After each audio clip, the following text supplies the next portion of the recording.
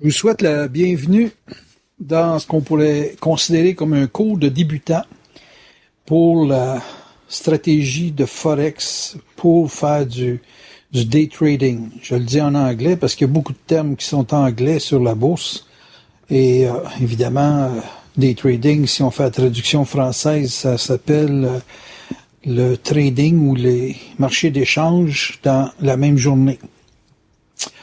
J'ai eu une certaine expérience du marché parce que j'ai commencé en 88, après le crash de 87, et j'ai eu l'occasion de gérer des portefeuilles.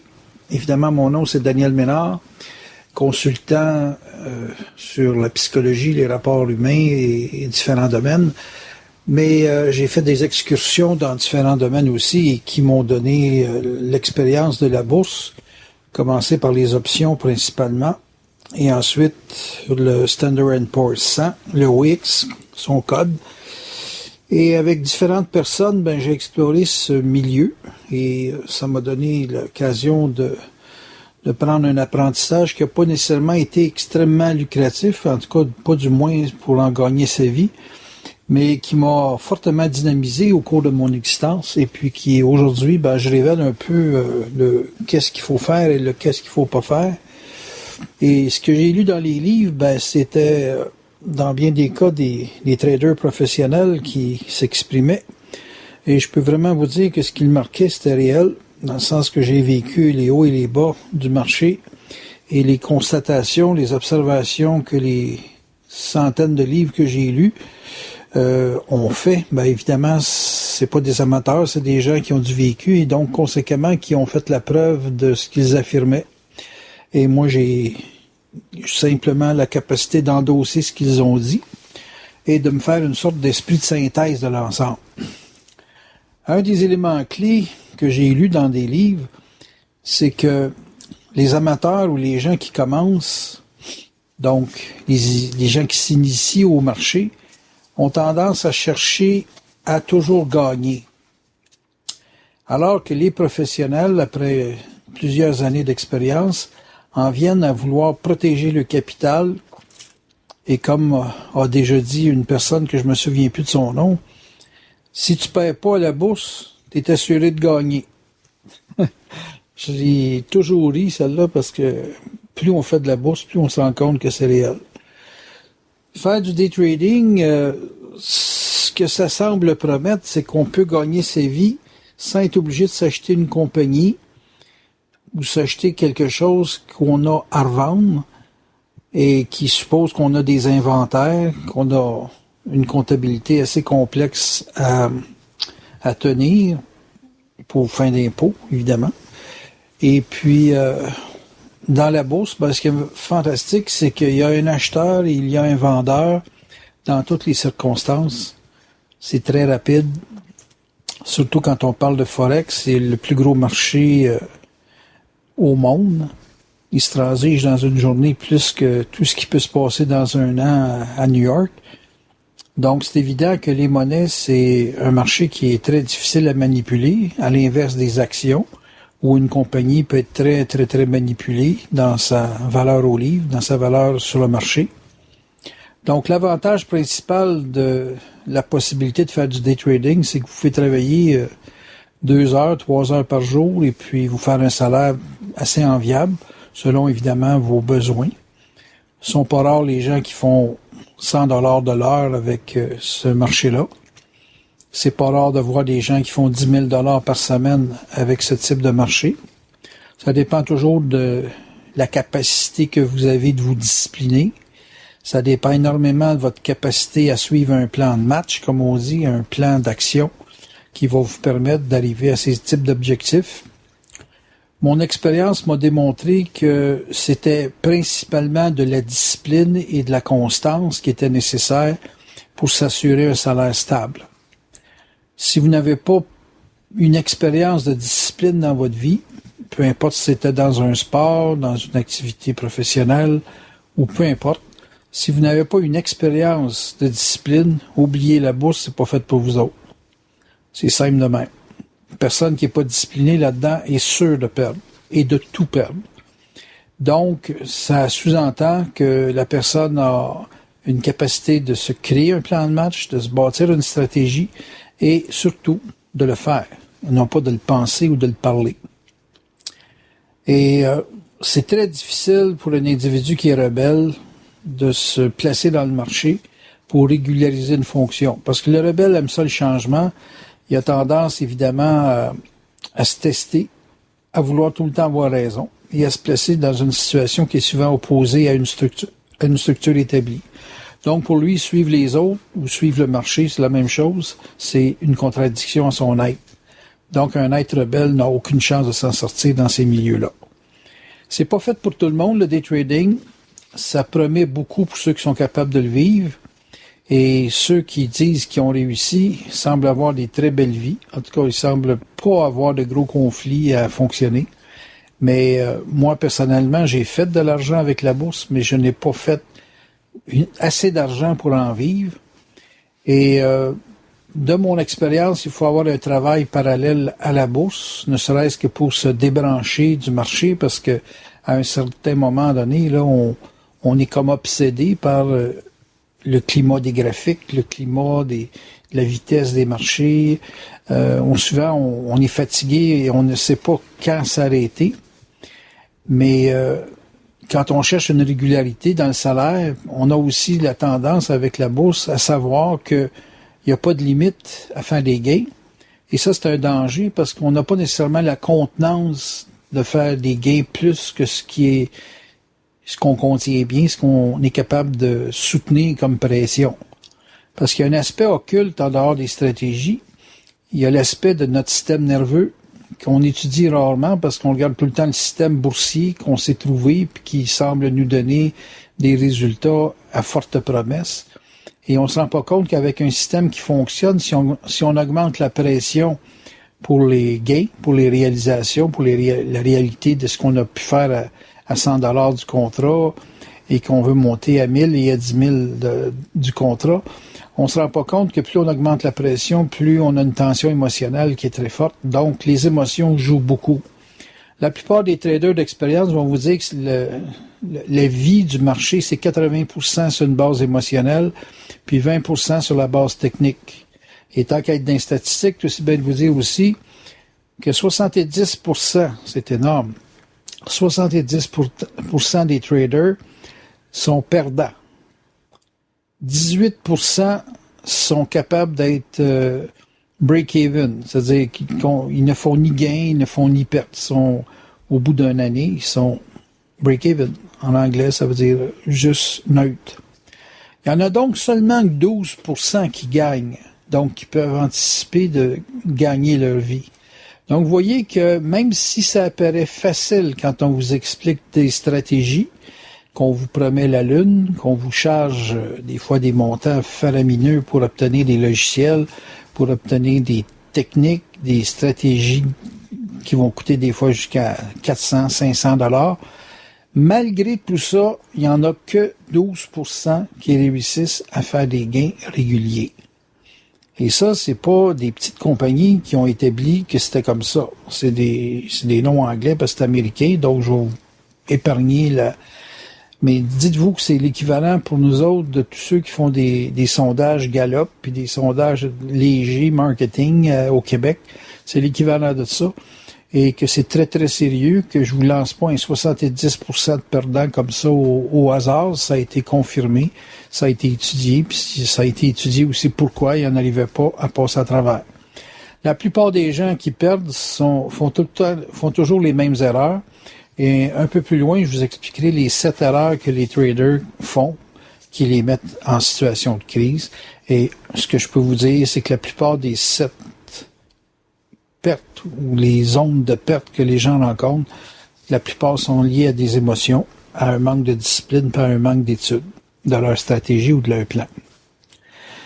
Donc, ce que je vais vous parler, c'est théorique et essayez de voir dans ce que je vais vous expliquer si c'est simple ou c'est compliqué, si vous avez l'énergie de vous engager à étudier des choses qui sont simples mais qui sont complexes à appliquer. Dans la bourse, on a dit au tout début qu'on pouvait gagner sa vie en day trading. ce que j'ai expliqué au début. Il y a deux types de traders. Il y a l'investisseur qui va placer dans des obligations, des fonds mutuels, qui va acheter des actions, puis qui va faire comme Warren Buffett, qui va tenir ses positions pendant 6 mois, 1 an, 2 ans, 3 ans, 5 ans. Ces gens-là, ce sont des investisseurs. C'est une race très, très, très, très différente des spéculateurs. J'applique sur ce point-là parce que si vous avez une mentalité d'investisseur, c'est très difficile pour vous de faire de la spéculation. Le spéculateur, lui, est capable de faire de la transaction sur 2 modes. À la semaine, qu'on appelle les swing traders, et du day trading qui ne dépasse pas 2 jours, 3 jours à tenir une position. Donc, les deux peuvent se combiner. Certaines positions peuvent être soutenues pendant une semaine ou 2. Et d'autres qui sont plus actifs vont fermer leur position dans la même journée. De là est né le day trading. Il y a même du monde qui font du hedge. Hedge, ça veut dire sur des lignes de profit qui sont très, très petites, à coût de 3 pips, parce que dans le marché du Forex, un point de mouvement, c'est considéré comme étant un pips. Et je voulais faire à FXCM, France ou en américain, peu importe, qui vont vous expliquer la terminologie du Forex. Sinon, j'aurais pas assez d'espace sur les 3 CD que je vais faire pour expliquer le Forex. Donc, je voulais faire à FXCM.fr si vous voulez avoir ça en français. Puis, ils vont vous donner un petit guide d'explication de la terminologie. Je vais vous en glisser des mots de temps en temps. Mais si vous voulez vraiment se faire sans tête reposée sur FXCM, qui est probablement le broker, la maison de courtage la plus grosse au monde pour transiger le Forex, les monnaies, et aussi certaines matières premières comme l'or et l'argent et le pétrole.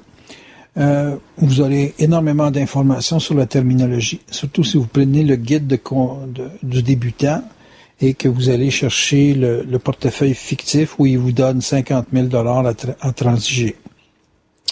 Donc, je reviens à ces deux modèles de personnes qui font des transactions, donc l'investisseur et le spéculateur. Le spéculateur peut passer de day trader à swing trader, c'est-à-dire extensionner son mode de compréhension du marché, et il peut même dans certaines situations prendre des positions qui sont plus dans une optique d'investisseur. Mais c'est le seul à pouvoir être capable de se partager différents modèles de trading.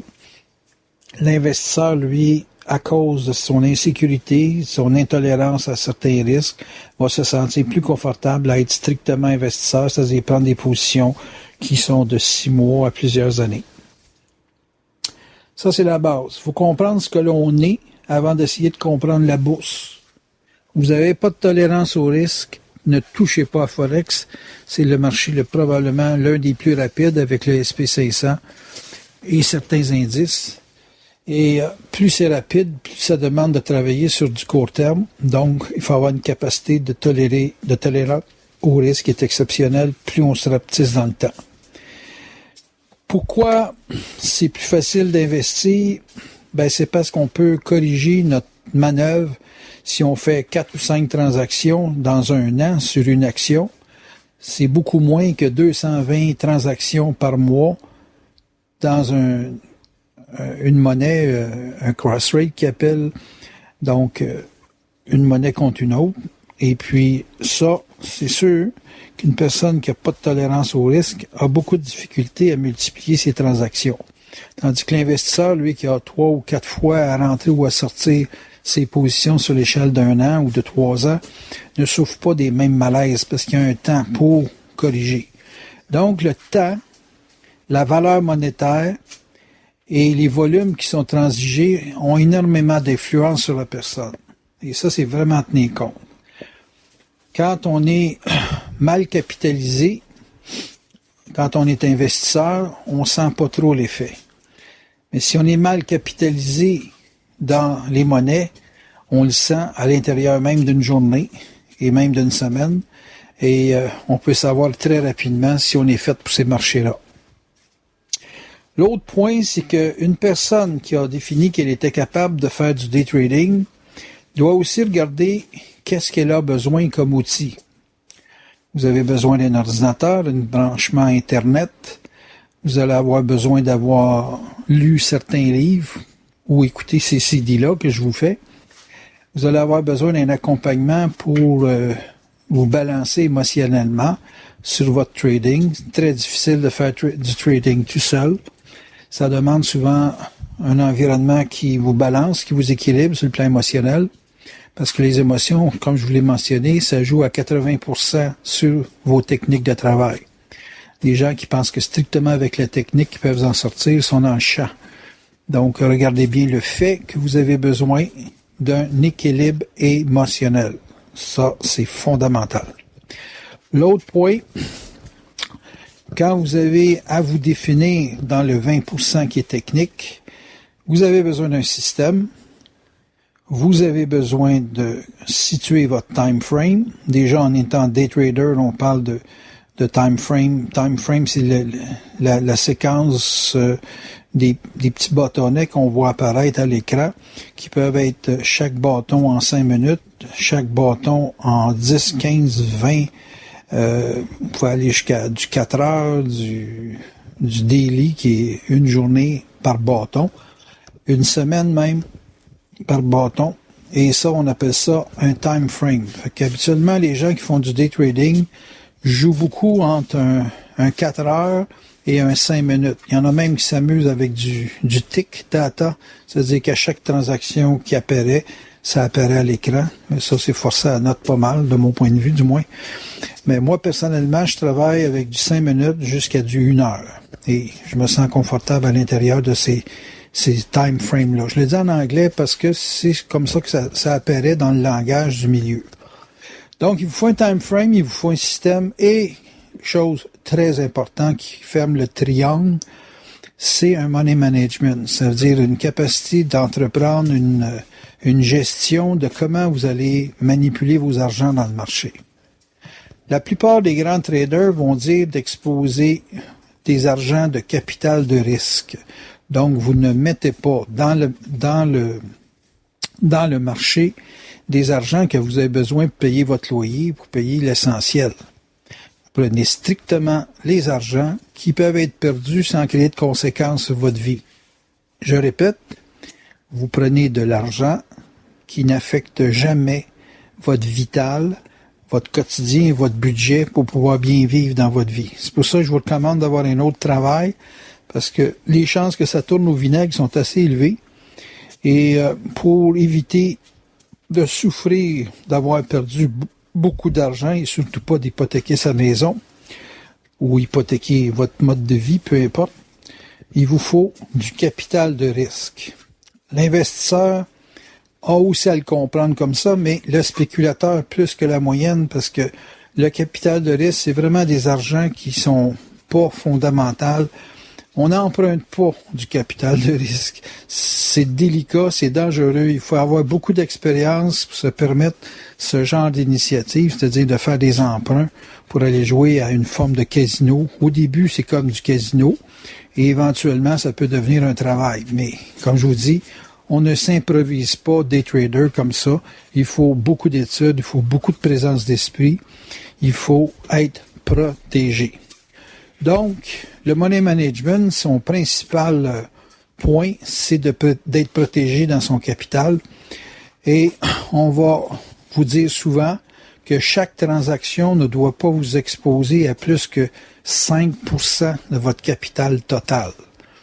5% de 1000 $, c'est pas beaucoup d'argent. Ça veut dire que si vous dites j'ai besoin de 300 $ pour entrer sur cette position-là, là, vous êtes déjà à 30% de votre 1000 $. Il faut comprendre que 1000 $, 5%, c'est pas beaucoup d'argent. On parle de 50 $, ce qui est à peu près le minimum, là, un mini. Et puis, si vous avez un drawdown, déjà, vous grugez fortement. Un drawdown étant une position que vous avez prise, disons, pour la hausse, pour gagner à la hausse, et que le marché se retourne contre vous, et le gain non réalisé ou la perte non réalisée est calculée sur un drawdown comme une perte. Évidemment, tant que la position n'est pas fermée, on considère que c'est une perte non réalisée et en anglais, on appelle ça un drawdown. Donc, vous avez le marché contre vous et ça demande justement d'être capable de le supporter en plus d'une marge qui est exigée pour faire un contrat. Bon, exemple, la marge est de 50 $ par mini. Si vous avez un drawdown de 50 $, vous avez 100 $ d'exposé, vous êtes déjà à 10% de votre capital si vous avez mis 1000 $. Les gens vont me demander quels sont les montants qui sont les plus favorables à transiger. Combien il faut avoir dans notre compte, si vous aimez mieux.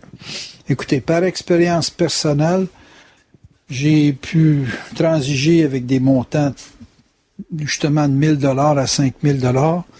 Et on est souvent avec les culottes serrées avec ça. Donc, si je vous dirais, moi, aujourd'hui, qu'est-ce que je ferais? Ben, moi, je me mettrais un minimum de 15 000, idéalement 20 000 dans le compte pour trader, transiger 2 mini à la fois. Donc, 100 $ d'exposition sur la marge et la capacité de prendre des drawdowns qui sont définis par ce qu'on appelle les stop loss, les stops qu'on met quand on perd, qui, dans un cas comme moi, représente à peu près 35 à 50 $ sur l'exposition de 100 $. Donc, je prends une marge sur 2 mini qui vont me coûter 50 $ par mini et ça me donne 100 $ d'exposé sur la marge et je me donne un maximum de 35 à 50 $ sur le stop loss, c'est-à-dire sur ce qui me bloque. Et là, vous allez dire, oui, mais si vous avez 25 $ ou 50 $, qu'est-ce qui fait que vous allez avoir 25 ou 50? Ben, ça va dépendre de stops qui sont, dans mon cas, pensés d'une façon relative. C'est-à-dire que je peux mettre ce qu'on appelle en anglais toujours un trailing stop qui va faire que je peux me faire sortir avec une moyenne de 25 $ de stop. Et si ça va pas dans le sens d'un stop relatif, mais là, je vais mettre un stop fixe à 50. Par contre, si je mets un stop à 50, tout ce qu'on commande sur le marché, c'est doubler le gain pour confronter la perte. Ce qui fait que si vous avez un système qui est bon à 50-50, ce qui est à peu près la loi des probabilités, si vous avez sur 50% de gain, vous avez 300 $ mettons, on va mettre ça dans mes chiffres à moi, si j'ai pris pour 100 $ de marge et puis que je me donne 50 $ de gain et que je mets 50 $ de stop, ben là, je fais rien. En final, je vais arriver à zéro. C'est un break-even. Mais si je mets 75 $ de gain contre 50 $ de perte, ben, on va faire 25 $ à chaque fois. Donc, j'ai des chances de pouvoir gagner ma vie avec ça. Mais pour faire 75 $ sur des mini, il faut que le marché bouge plus dans ma direction que contre moi. Et c'est tout là qui est la magie de la stratégie et la magie aussi du money management. Parce que si la personne est capable d'être consistante dans ses gains, même s'il y a des pertes, elle va savoir qu'elle va faire de l'argent et peut recapitaliser à la hausse son engagement. Fait qu'on commence avec 2 mini, puis après ça, on passe à 3 mini, à 4 mini. On finit par avoir un plein contrat qui est l'équivalent de 10 mini, et ainsi de suite. Mais pour ça, il faut avoir une consistance, une permanence. Donc, un bon système, c'est en général un système qui vous donne à l'ultime minimum 50% de gains versus 50% de perte, mais que les gains sont supérieurs à la perte. Vous avez des pertes, mettons, à 50 $ du chose et vous avez des gains à 75 $, vous êtes en affaires. Avec le money management, ben là, à ce moment-là, vous pouvez, avec les gains, réussir à vous augmenter le volume de contrat. Et quand vous augmentez le volume de contrat, toujours en ayant un gain supérieur à la perte, ben là, vous faites de l'argent, puis vous pouvez dire qu'avec 6 mois ou 1 an de trading, vous vous êtes fait un salaire. Si vous avez une stratégie ou un système qui vous rapporte 70% de gain contre 30% de perte, là, vous êtes vraiment en sécurité. Et là, vous avez réellement, si vous avez de la discipline, toujours, vous avez réellement un bon salaire en main, potentiel.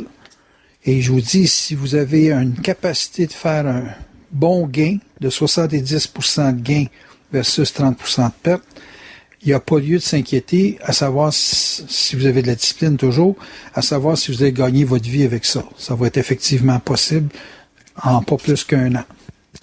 Mais avant de penser que c'est possible, il faut que vous sachiez combien de temps vous pouvez travailler dans le marché.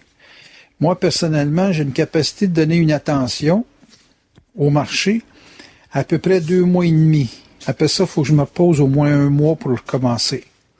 Donc, je me suis rendu compte que ça m'exigeait beaucoup de temps, beaucoup de tension émotionnelle pour commencer un portefeuille et puis que j'avais pas nécessairement un intérêt à suivre des graphiques fixés sur une chaise pendant des longues périodes.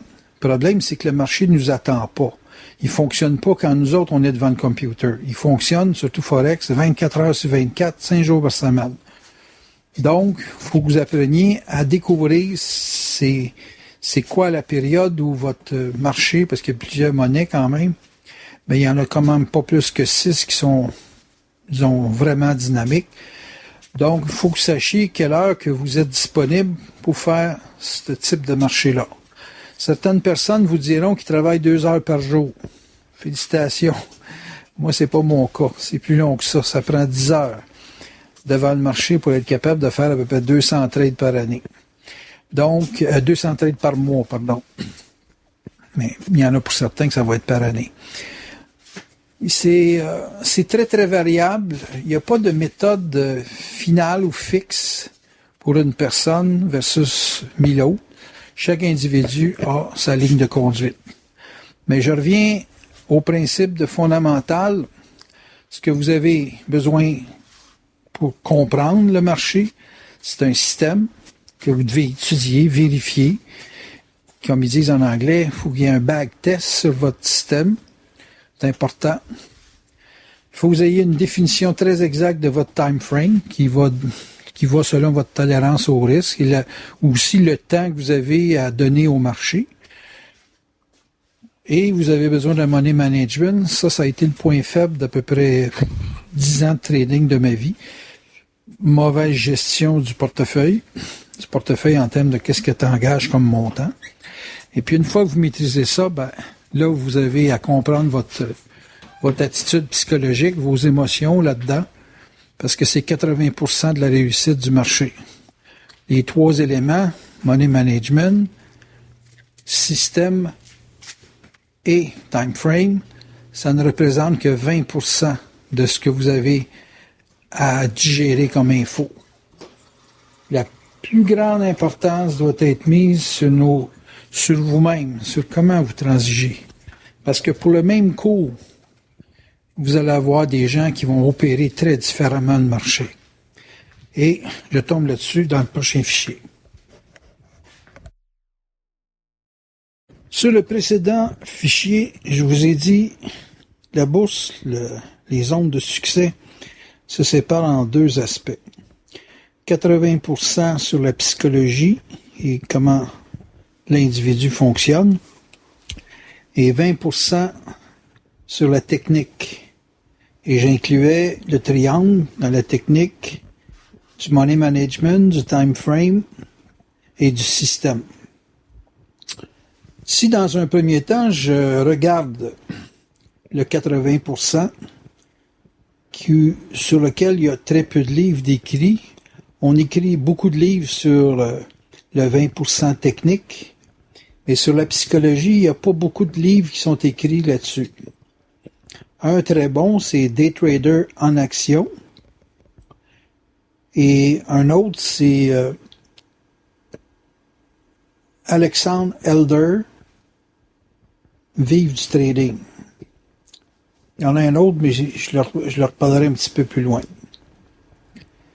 C'est des gens qui ont donné des cours à des traders, qui révèlent leurs propres expériences, et ils nous disent tout le temps que les gens sont très gourmands sur la recherche du gain. En anglais, on dit greedy. C'est comme une sorte de séraphin poudrier, mais poussé un peu à l'extrême. Il y a des livres qui nous disent un gain, c'est un gain. Un petit gain, c'est toujours un gain, c'est mieux qu'une petite perte. C'est même mieux de prendre un petit gain pour éviter une grosse perte. Et beaucoup de gens vous diront, oui, mais il faut que vous ayez des stop limits, c'est-à-dire des zones de profitabilité qui en vaillent la peine de trader. Mais ce qui vaut la peine de trader, c'est protéger son capital. Allons-y dans le sens des professionnels, tant qu'à étudier, tout aussi bien d'étudier dans le bon sens. Pour le professionnel, le plus important, c'est de protéger son capital. Pour le débutant, ce qui était le plus important, c'est de faire de l'argent à tout prix. Mais il oublie souvent de protéger son capital. Parce que lui, nécessairement, il est greedy, c'est-à-dire qu'il a un appétit, une soif du risque, une soif du gain, qui lui fait penser qu'il est protégé, il est immunisé contre la perte. C'est quand on commence à perdre et que ça fait mal qu'on se rend compte qu'on n'est pas si protégé que ça. Il n'y a pas de système magique. Ils appellent ça en anglais une Holy Grail. C'est ça qu'il faut comprendre très rapidement, c'est que votre zone de tolérance au risque, elle a quand même ses limites. Même si vous avez une grosse limite, vous avez quand même une limite. Faut pas tomber suicidaire dans le marché. Il faut avoir le goût de vivre. Il faut avoir le goût, justement, de protéger son capital. Mais il y a certaines personnes, on dirait, qui s'en vont jouer dans le système boursier pour se punir, pour se donner une leçon. Je sais pas, ils ont peut-être fraudé l'impôt et puis ils veulent se déculpabiliser en allant perdre dans le système boursier en pensant qu'ils vont faire des fortunes. Vous ne pouvez pas vous attaquer au marché avec une vie incohérente. Votre incohérence va apparaître dans le marché. Fait que vos failles psychologiques, vos peurs du monde, vos peurs de parler, vos peurs sous quelque forme que ce soit d'être trahi ou quoi que ce soit, vont s'exprimer dans le marché. Si vous voulez voir votre vie sans avoir à investir des milliers de dollars, je vous recommande d'aller au casino. Vous avez certainement des casinos en quelque part où vous demeurez, ou vous pouvez aller tester votre système nerveux. Allez pas au casino pour gagner. En général, c'est des endroits pour s'amuser, non pas pour aller gagner sa vie. Il y a des gens qui tentent le diable, comme on dit, en allant miser des sommes importantes. J'en ai connu qui réussissaient bien. Ils allaient se chercher des 40 000, 50 000 $ par année. Plus fréquemment, 10 000, 15 000. Mais, comme un de mes bons amis m'a déjà dit, quand on travaille au casino, c'est comme pousser une grosse roche dans une côte, en montant. C'est que même si on veut prendre un point d'arrêt, on a toujours la roche qui essaie de nous écraser. Donc, on n'a jamais de repos. Donc, c'est pas possible de prendre une pause quand on est au casino. Mais, je me suis souvent mesuré aux tables de jeu, principalement à la roulette, comme pour me faire un conditionnement physique, type Nautilus Plus, pour voir comment je traitais avec la perte. Et ce que j'ai constaté, c'est que c'est pas pareil d'une journée à l'autre. Il y a des journées qu'on est capable de prendre des pertes de 200-300 $. En ce qui me concerne, c'était de l'argent. Et puis dans d'autres journées, perdre 50 $, c'était comme épouvantable.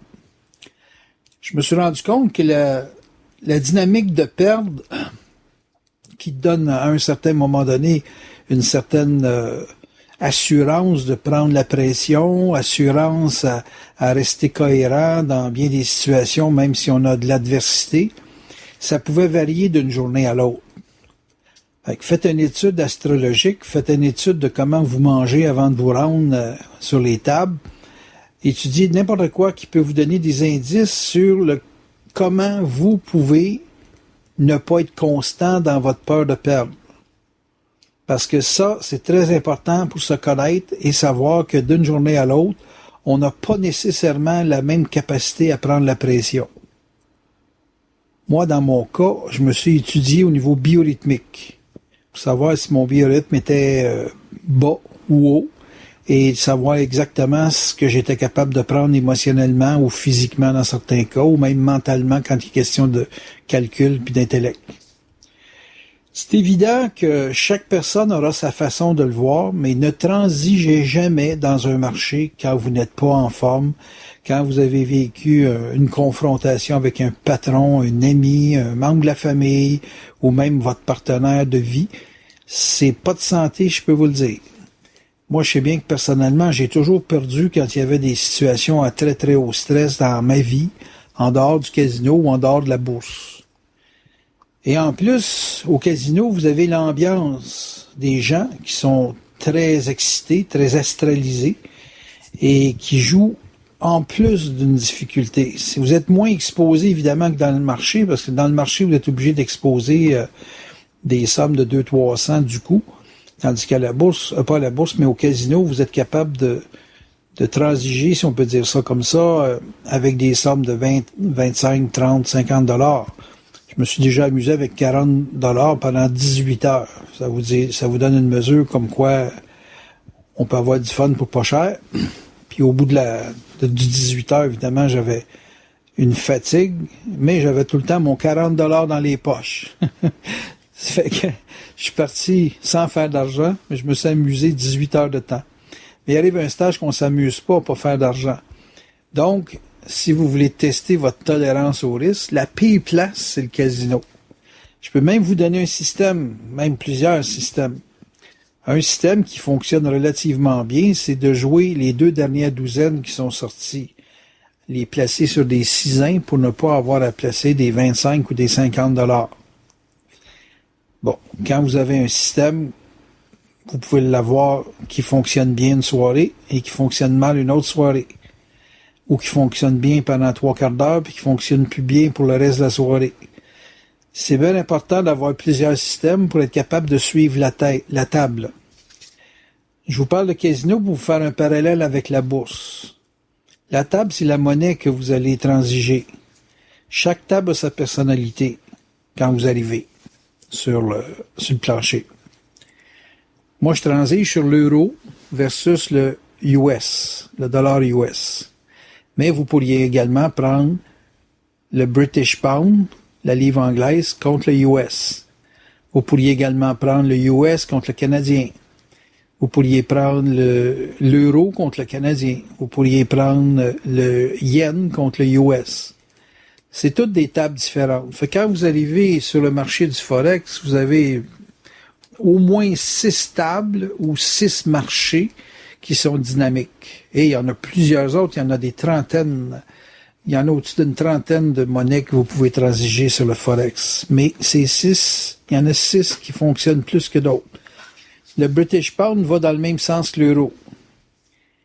La Nouvelle-Zélande et le dollar australien vont ensemble également. Le Canadien, on peut le rajouter. Le Canadien suit beaucoup le mouvement du pétrole. Le pétrole baisse, le Canadien baisse.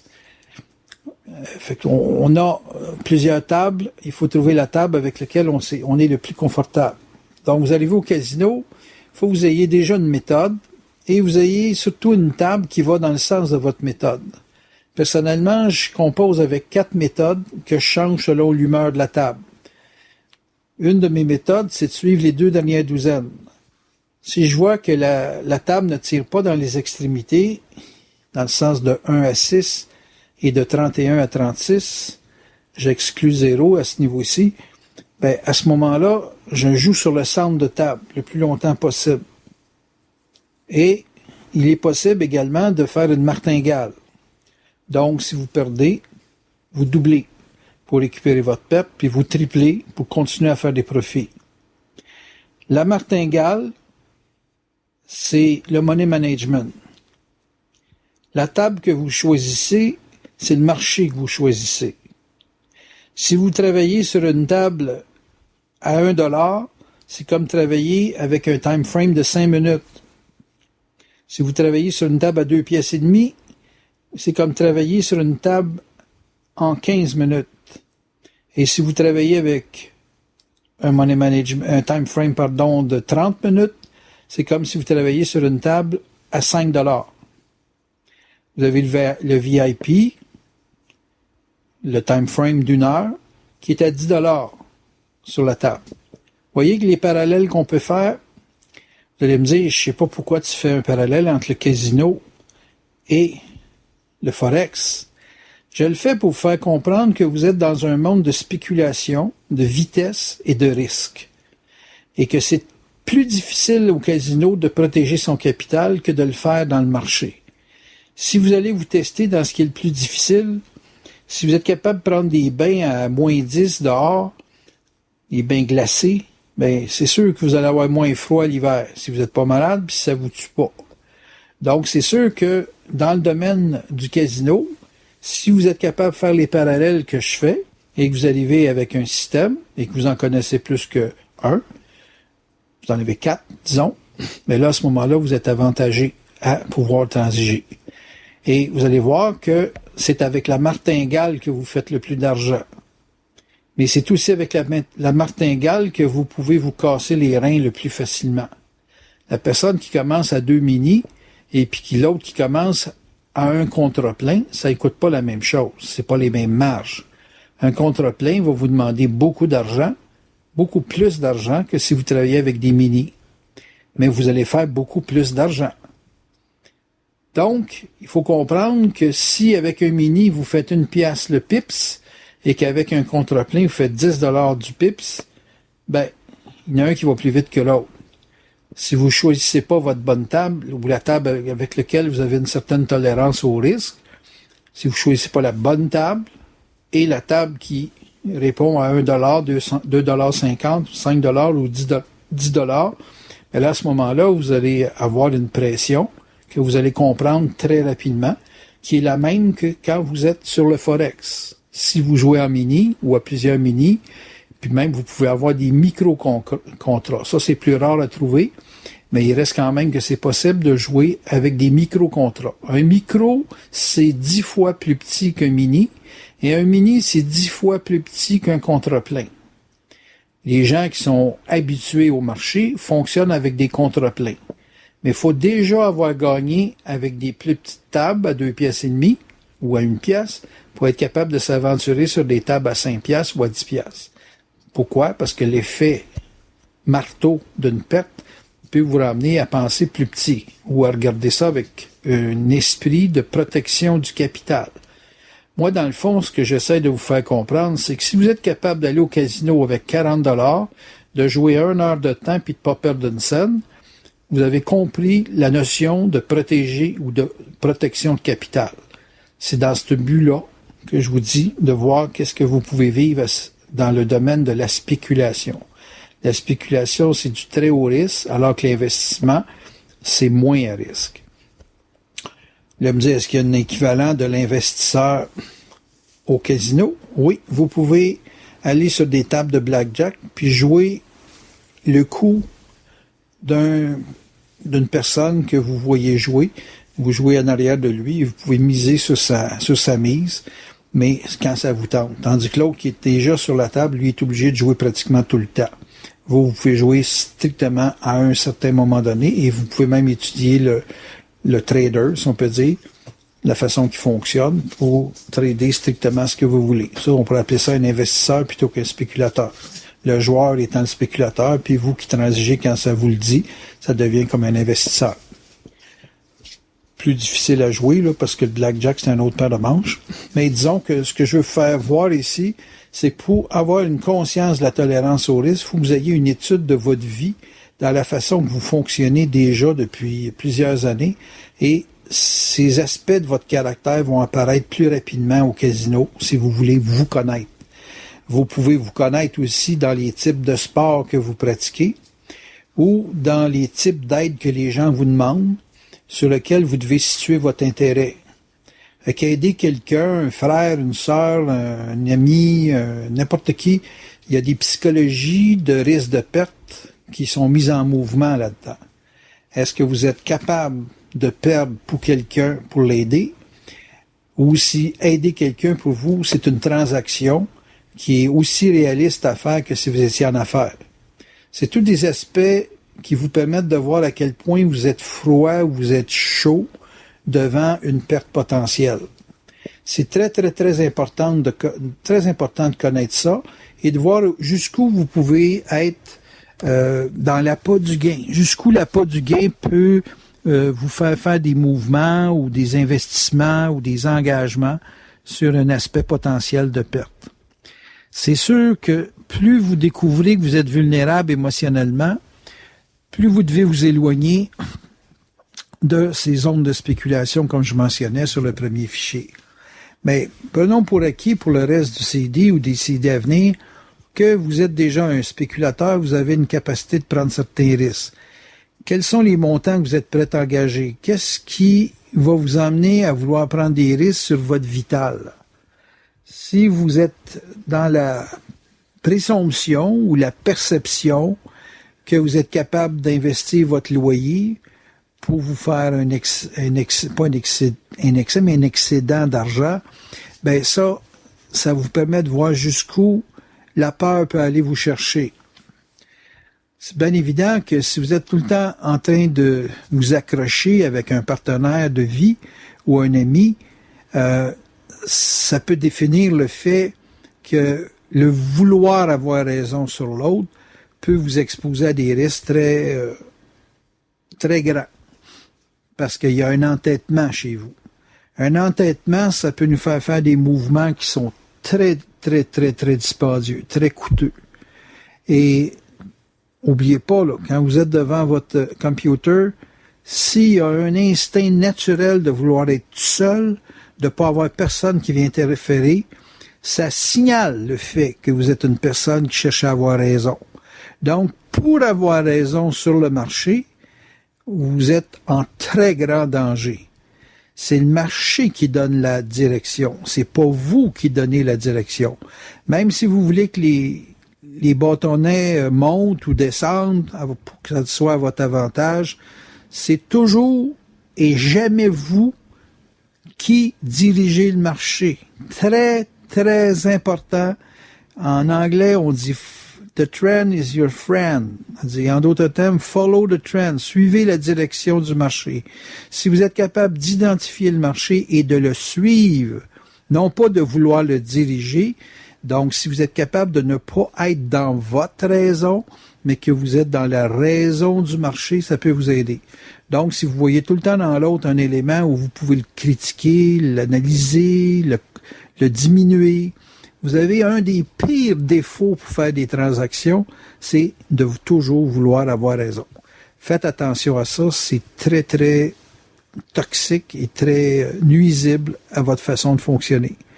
La première chose que je fais, moi, quand je vais au casino, c'est de lire la colonne de chiffres pour savoir quelle direction que la table a. Est-ce qu'elle tire plus les premières, deuxième douzaines, deuxième, troisième douzaine? Est-ce qu'elle suit une tendance particulière? Est-ce que les zéros sortent souvent sur cette table-là? C'est toutes des choses que j'essaie d'avoir comme indication pour choisir mon système. Parce que des systèmes, il y en a des tonnes. J'ai vu plein de gens jouer différents systèmes, et puis des Asiatiques en particulier qui étudient les mouvements de bras du croupier pour savoir quelle est la constance du croupier quand il y en a une, changer de table quand ça changeait de croupier. J'ai vu toutes sortes de probabilités, de possibilités, puis je peux vous dire qu'il y a des gens qui sont très winners, très gagnants sur des tables, et que leur seule erreur, c'est de se placer à jouer trop longtemps. J'ai vu des gens embarquer avec 200 pièces, monter ça à 1000 $ et ne pas se retirer, tout perdre le gain, tout perdre le capital, obligé d'aller se coucher parce que ça faisait trop longtemps qu'ils tradaient. Et souvent, les gens qui font du gain régulier vont surperformer, dans le sens qu'ils vont se placer dans une situation où le corps ne suit pas. C'est encore un des aspects d'avoir raison, c'est que quand on gagne puis qu'on veut avoir raison, on n'est pas capable de tenir compte de nous-mêmes, parce que avoir raison, qui est un rapport avec l'extérieur, ça devient comme une espèce de drogue puis de griserie intérieure qui peut vouloir surexposer le trader devant le marché. Le marché ne ferme pas. Vous avez besoin de dormir, vous avez besoin de vous reposer, de vous calmer le système nerveux, et même si vous êtes sur une séquence de gains qui semble être à l'infini, il faut quand même que vous ayez à vous occuper de vous-même. Donc, protéger son capital et protéger sa santé, son système nerveux, c'est tout dans le même pot, c'est tout dans la même dynamique. Et ça, c'est très, très, très important. Les gens vont tout le temps vous demander, puis as-tu gagné? Alors que la vraie question, ce serait, puis, es-tu bien? Est-ce que tu es confortable? Est-ce que tu travailles et puis que ça te donne une satisfaction? Tu sais, si vous auriez pu faire 1000 $ dans une journée, mais vous êtes arrêté avec des gains de 400, puis qu'après ça, quand vous avez été vous reposer, vous dites, ah ben, si j'aurais continué à jouer, j'aurais fait 600 $ de plus. C'est pas ça qui est important. Ce qui est important, c'est que vous demeuriez cohérent.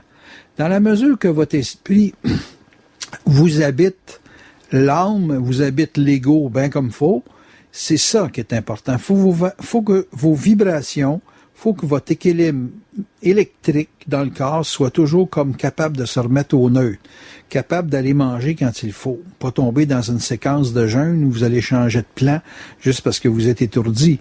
Donc, c'est très, très, très important de demeurer cohérent.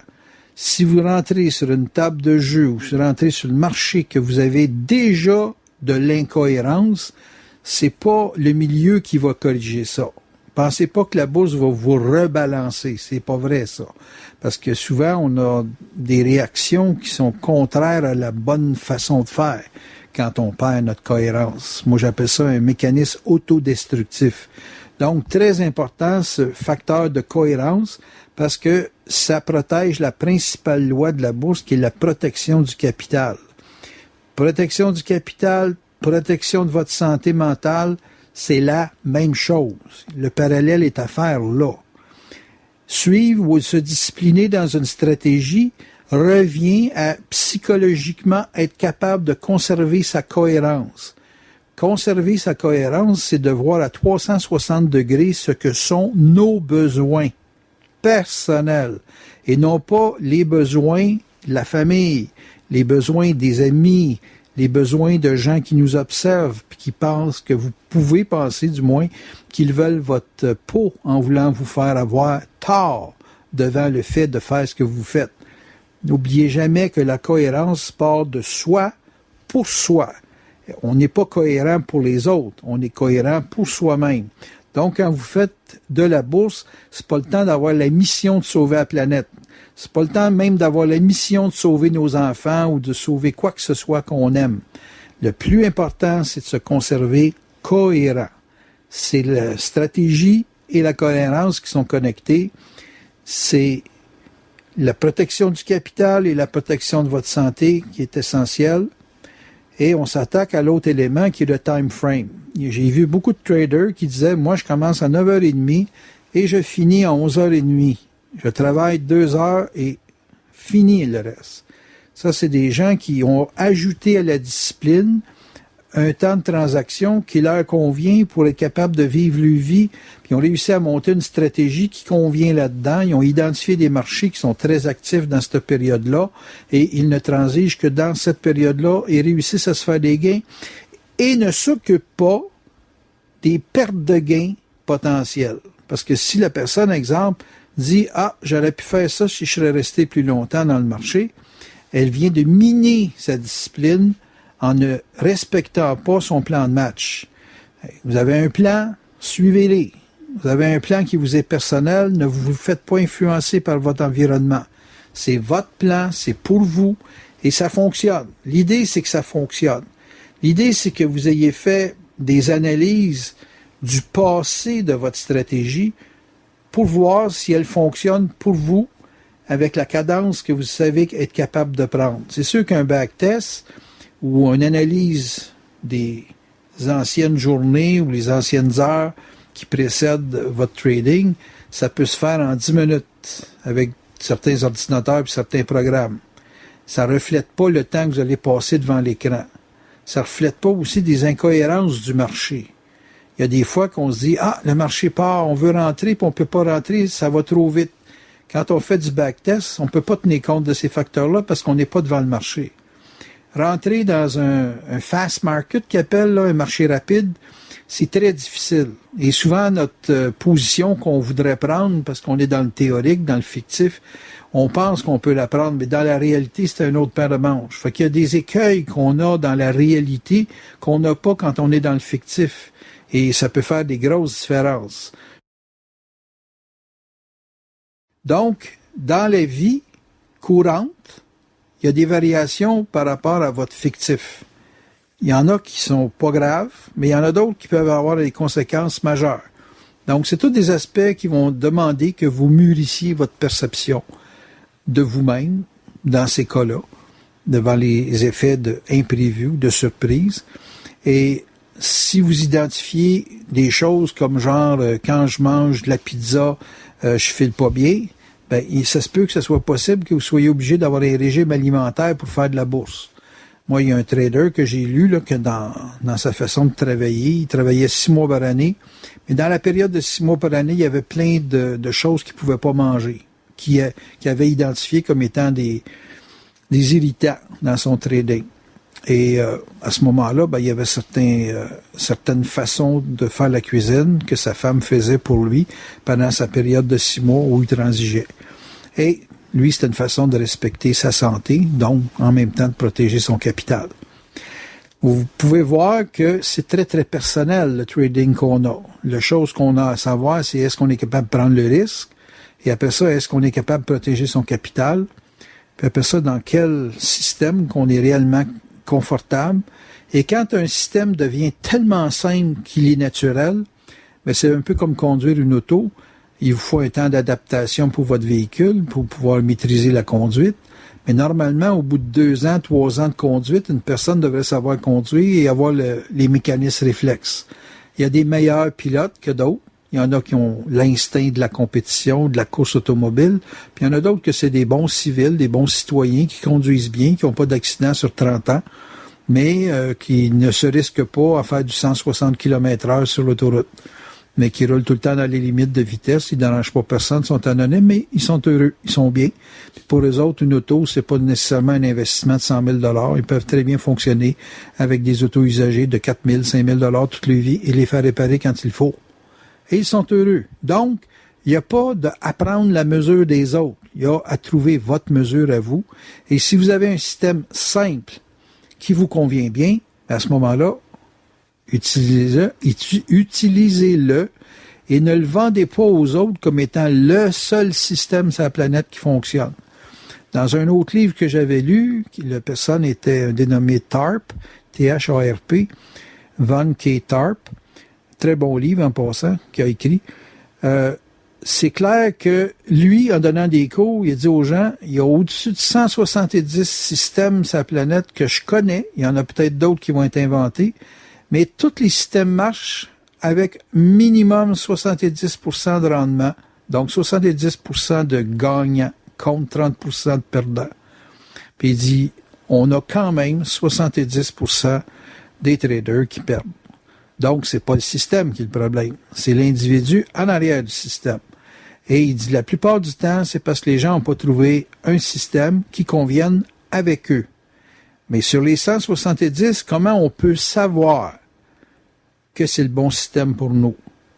Et c'est là que tout le phénomène du travail en fictif du marché est important.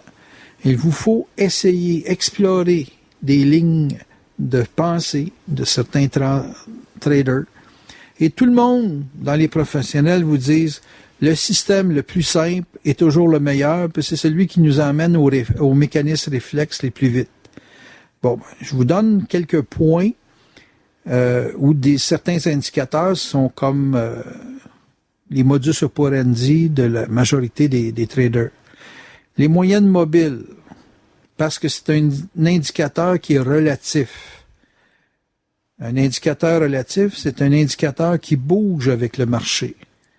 Un indicateur absolu, comme une ligne de trendline, une ligne de direction, une ligne de support, une ligne de résistance. Résistance étant dans un marché qui monte et une ligne de support étant dans un marché qui baisse. Ça, c'est des indicateurs absolus. Les gens, en général, vont combiner indicateurs relatifs du type bande de Bollinger ou de Bollinger, comme diraient les Français. Donc, ça, c'est un indicateur relatif. Il est accompagné d'une ligne de moyenne mobile au centre et d'un effet d'enveloppe dans les contours. Avec le marché, c'est comme s'il suivait un canal Et puis les lignes de Bollinger, ou Bollinger, ou peu importe, vous les voyez comme bouger continuellement avec le marché. Alors que les lignes de support ou les lignes de résistance ou les choses de canal qu'on installe avec des lignes en biais, là, ça on appelle ça des indicateurs absolus. Les gens ont tendance à combiner ça. Mais moi, personnellement, je préfère beaucoup les Sun and Rivers, c'est-à-dire le SAR, SAR, Bollinger et 3 moyennes mobiles exponentielles. Deux moyennes mobiles exponentielles qui croisent la ligne de moyenne mobile du Bollinger au centre. Donc, si vous me demandez, est-ce que c'est simple? Ben, moi, j'ai appris à lire. Il y a un livre qui est écrit de M. Bollinger, un livre qui s'appelle l'analyse de Bollinger.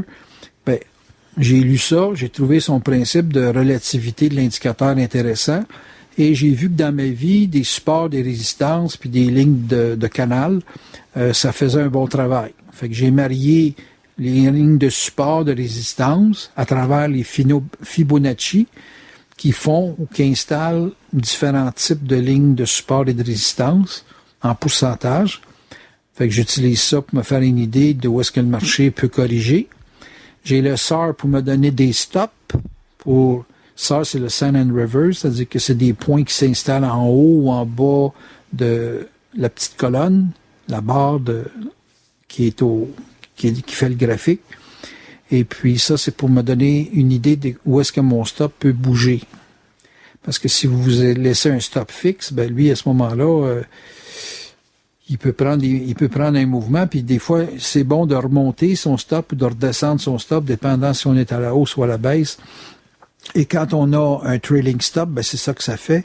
Mais idéalement, pour moi, c'est le SAR, parce que c'est plus proche du marché que le trailing stop comme tel. Fait que il faut que vous ayez la chance d'explorer ces termes, donc les supports, les résistances, les canals, qui donnent 2 lignes superposées en parallèle, et les SAR, Sun and Rivers, Bollinger Band, qui sont les grands classiques du marché. Se rajoutent 2 autres indicateurs qu'on voit aussi qui sont très utilisés, qui sont les RSI, Relative Strength Index, et vous avez le MACD. MACD étant le Moving Average, MA, Convergence, Divergence, convergent, divergent. On l'appelle le MACD, mais le mot exact, c'est Moving Average, Conversion, Divergence, MACD. C'est les 2 autres indicateurs qui sont très utilisés. Mais si vous allez sur le marché des indicateurs, il y en a au-dessus de 117, je pense, je me rappelle.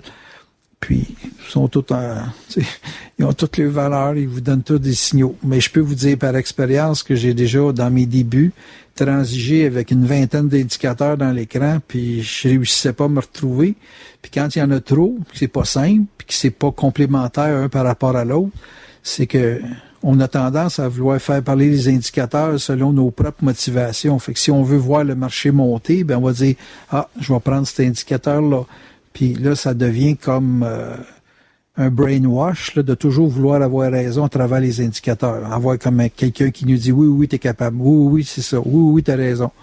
Faites attention, il vous faut des indicateurs où est-ce que ça vous place dans une capacité de rester froid, de rester cohérent. Là. Donc, il faut que les indicateurs aient un sens, soient bien étudiés, qu'ils soient bien analysés individuellement, puis qu'après ça, qu'ils soient analysés dans son ensemble avec d'autres indicateurs. Avoir un seul indicateur, je ne vous le recommande pas. Par expérience, autant au casino que dans la bourse, j'ai vu que d'avoir 3 indicateurs minimum, c'était souvent la bonne recette, parce que le marché a besoin d'être confirmé à différentes phases. Donc, quand je prends, exemple, le canal de Bollinger, peu importe, et que je rajoute mes moyennes mobiles exponentielles, j'en mets une à 5 bars et un autre à 12 bars, et je mets le Bollinger à 12 bars également, avec l'enveloppe à 2, et j'ai d'excellents résultats sur le euro USD en 30 minutes. Ça frise à perfection. Considérant cet aspect-là pour moi je conviens bien avec ça, puis 30 minutes, ça me convient bien aussi de travailler avec ça. Mais des gens voudront plus de mouvement, ils vont s'en aller sur le 5 minutes, et sur le 5 minutes, c'est encore les bandes de Bollinger, avec une moyenne mobile exponentielle à 5 bars. Et là, j'ai aussi des très bons résultats. Toujours le Bollinger à 12. Il vient normalement à 20. Vous allez voir dans sa construction 20,2 à la fermeture. Moi, je prends à la fermeture 12,2 et c'est comme ça que mon montage se fait et j'obtiens d'excellents résultats. Mais sur le 5 minutes, c'est inutile de mettre 2 moyennes mobiles parce que c'est trop court comme relation. Fait que vous mettez une moyenne mobile 5 et votre Bollinger à 12, et puis vous obtenez d'excellents résultats. Les signaux sont parfaits. Si vous êtes capable d'y suivre à la hausse, à la baisse, vous allez avoir d'excellents résultats. Sur le 5 minutes, vous allez voir que si vous mettez les SAR A+, vos points de sortie dépasseront rarement le 15 points, le 15 pips, et puis là, ça va vous permettre de travailler plus de transactions, mais aussi, ça va vous demander plus d'attention. Ça va de soi. Sinon, si vous voulez avoir quelque chose de plus relax, qui vous donne le temps d'aller déjeuner, mais le 30 minutes est idéal. Autre chose qu'on n'a pas au casino. Au casino, on n'a pas le droit de se servir d'ordinateur. On est obligé d'y aller avec un carton et un crayon. À la maison, vous avez des ordinateurs pour faire des études. Vous pouvez mettre 2, 3, 4, 5 écrans si ça vous tente pour suivre vos marchés. Parce que les marchés sont interconnectés, il y en a des fois, certains marchés, comme le British Pound, il est un petit peu en avant de l'euro. Fait que si vous avez le British Pound puis vous transigez l'euro, souvent vous avez quasiment un signal du British Pound qui vous avertit que l'euro va faire quelque chose dans le même sens. Vous avez une grosse influence du dollar américain sur tous les marchés. Fait que si vous avez un écran qui vous permet de voir strictement le US dollar, puis qui vous fait voir le montée de cette monnaie-là individuellement, là, qui n'est pas confrontée à une autre monnaie, ça peut vous donner des bons indicateurs. Quand le dollar US monte, l'euro baisse. Donc, le graphique de l'euro USD va avoir tendance à baisser. Si le dollar US seul, individuel, baisse, l'euro va monter. Au même titre que le dollar canadien monte quand vous avez une augmentation du prix du pétrole. Le pétrole et le dollar canadien sont liés un dans l'autre. Très important comme indicateur pour pouvoir suivre le US contre le Canadien. La monnaie qui est à droite, c'est la monnaie que quand elle prend de la valeur, le marché va baisser. La monnaie qui est à gauche, quand je vous dis exemple, le US contre le Canadien est à droite. Donc, la monnaie, quand le Canadien monte, ça fait baisser le graphique. Et quand le US monte versus le Canadien, quand donc la monnaie qui est à gauche, le US contre le Canadien, c'est le US est à gauche. Donc, lui, quand il prend de la force, il fait monter le marché. Donc, toutes les monnaies qui sont à droite, s'ils ont pris de la force, font baisser le graphique contre l'autre monnaie, que elle, quand elle monte, elle fait monter le graphique. Ça, c'est des petits détails qui sont importants pour savoir lire nos marchés. Si vous comprenez bien ces aspects-là, vous aurez beaucoup d'agréments à transiger. Et je vais passer à l'autre CD qui va vous faire comprendre d'autres aspects des systèmes et des time frames.